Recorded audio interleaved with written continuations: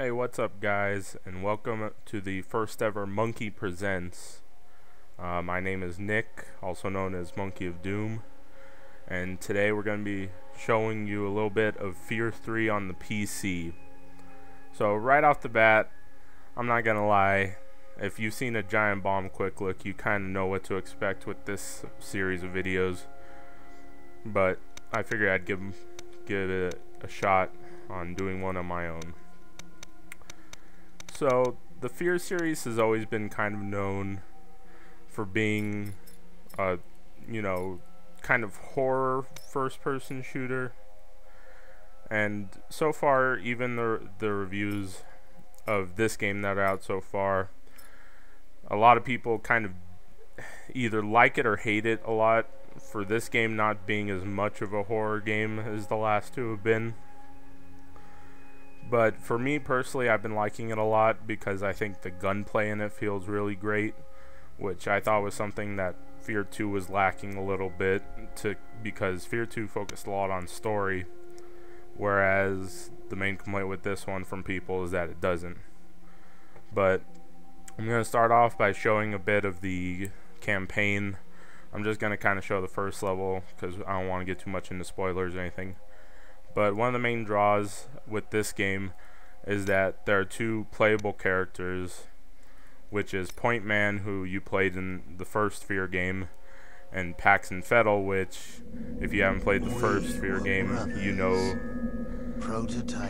or if you have played the first F.E.A.R game, you know that at the end of the game you killed Paxton, and also you found out that he was your brother at some point. Also, he's now a ghost. So there's that to know.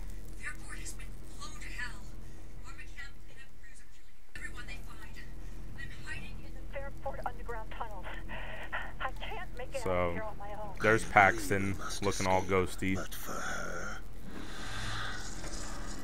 Let me go ahead and turn on subtitles too.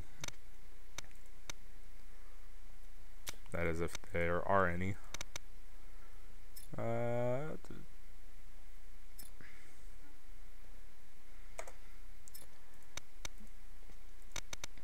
There we go. There, now hopefully everybody will be able to see what everybody's saying.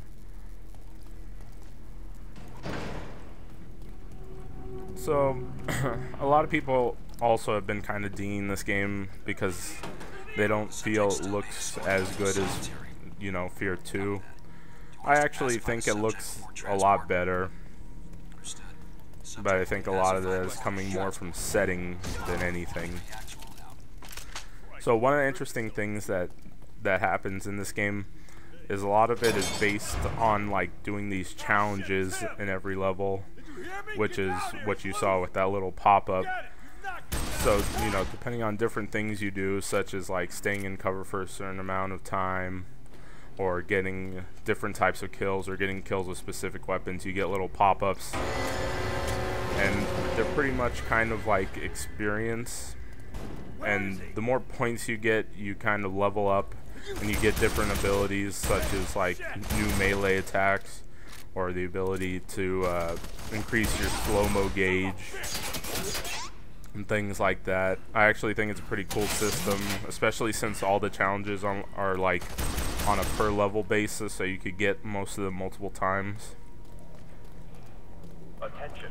So a little bit earlier you saw Alma, which I think if you've been following the F.E.A.R series at all, you know who Alma is.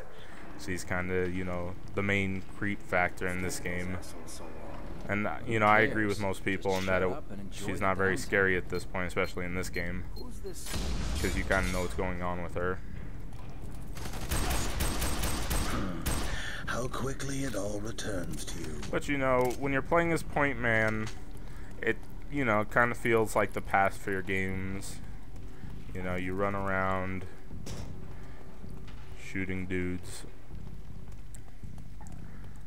And you can also, hopefully I'll get a chance to show it off here in a second. Yeah, here we go. So you can totally go into slow motion, because that's what Point Man does. Ooh, achievements. But the other thing the thing that I mostly liked about F.E.A.R 1 and not so much about F.E.A.R 2 is the gunplay. I thought the gunplay in F.E.A.R 1 was excellent, and I think F.E.A.R 3 kind of recaptures that some. I think with the inclusion of this new cover system, and I think Day 1 did a good job on the level design too, where the levels feel really open and there's a lot of opportunities for flanking from not only you but also your enemies. It just creates really tense situations in the gunplay that makes it a lot of fun to play, and the shooting feels really great. So I think maybe, you know, depending on what your tastes were for F.E.A.R 1, I've always been somebody who really enjoyed the gunplay in F.E.A.R. I think that depends on how much you're really going to enjoy this game.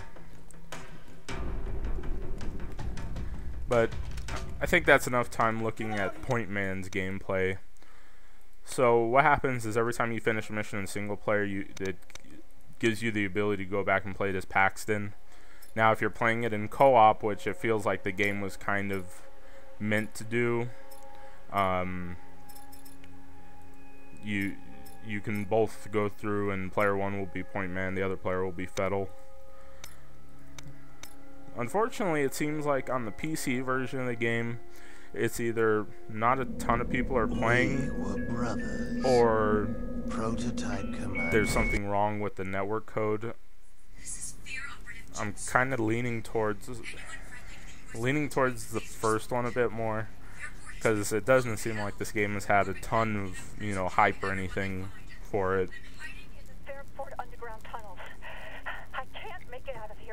I agree, we must. So you'll see even cinematics change a little bit. So you noticed earlier, you know, you saw Paxton, now you see Point Man when you do that. So right off the bat, you'll notice that you have big old glowy hands. And you can do this. So yeah, one of the main things to know about F.E.A.R is you can suspend people in midair, you can possess them,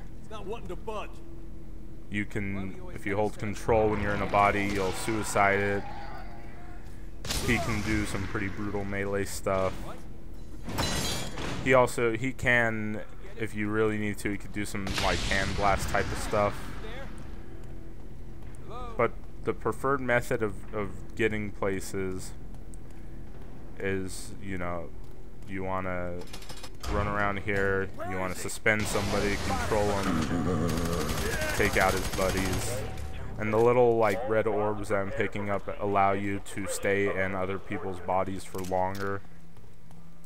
So, and there's actually a lot of the challenges when you're playing as F.E.A.R depend on like staying in a body for, you know, certain amounts of time.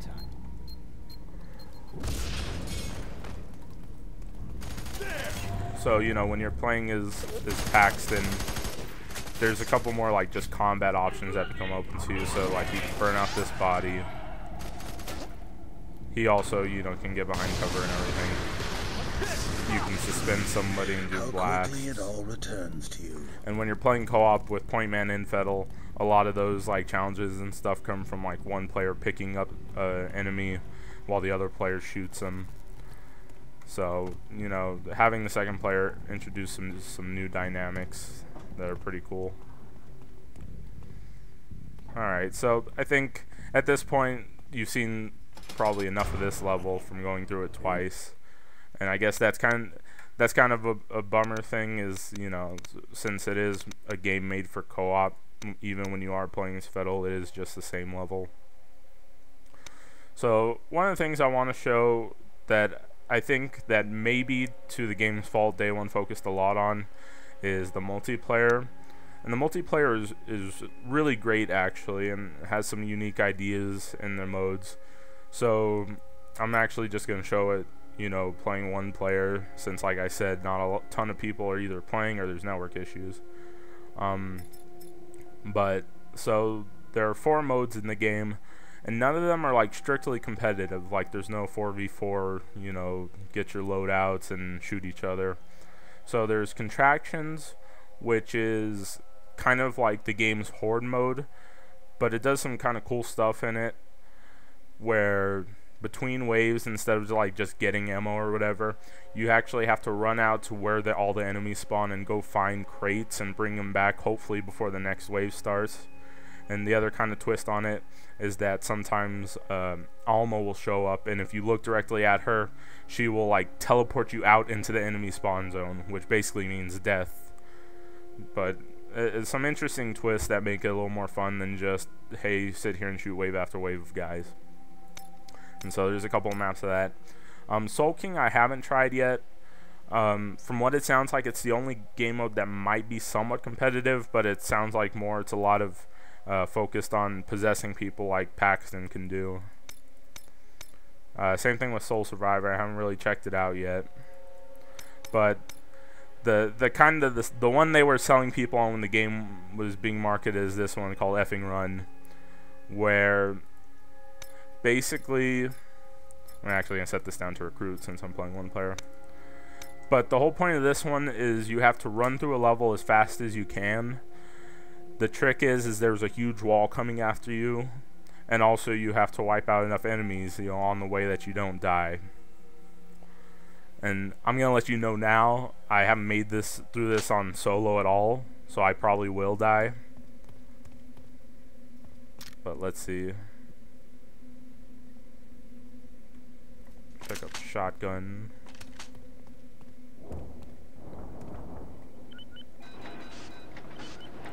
Alright, so I'll turn around in a second to show the wall. Oh, yeah. This is what I was talking about. I'll give that another shot. Yeah, these game modes definitely, like, they give you the option to play them single player, but it's obvious that if you actually want to enjoy them, you need 4 players, which, like I said, is kind of an issue on this PC version, where it seems like maybe not a ton of people are playing or anything.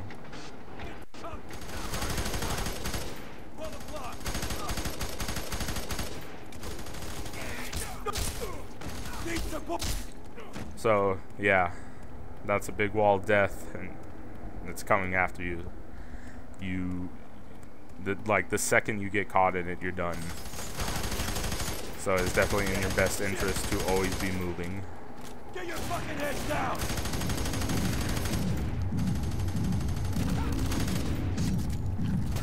Flush him out!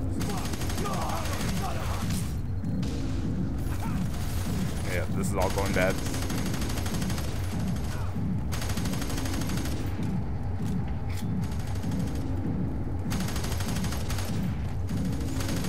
Yeah, this game mode becomes a lot more dynamic when you have multiple players, because you know you have this group of 4 guys, probably in at least some sort of organized combat formation, just booking it.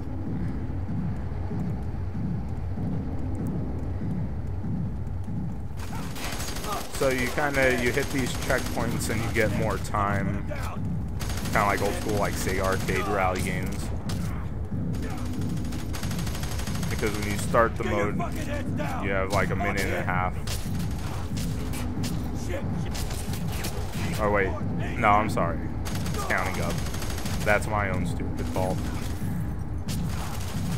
I thought it was counting down because at the beginning it gives you a target time thing, but I guess that's more of a part time. Ah, actually made it. So, let's see. I'm assuming it continues on from here. Yeah. So there's multiple parts to each level, and you kind of go on. But I think just like all the multiplayer modes they have in this game are really interesting. So the last thing I'll show is just kind of some of the point-based stuff that, I mean, it might as well be called experience, but they choose to call it points. So you can see, like, one of the things I've unlocked is the slide kick and the jump kick for melee stuff. I've unlocked extra meter for either slowing down when you're playing as point man or possessing when you're as F.E.A.R. I get an extra clip per weapon I can carry, and I get an extra grenade I can carry. And all these carry between all the modes, so you know any points you get in multiplayer, single player, all fill the same bar, and the perks carry over to all the modes. And you can see I'm almost at level 6, I'm about halfway there. But here's like the campaign challenges. So you'll see like get 50 kills in a row and things like that, and it tells you how many times you've done it.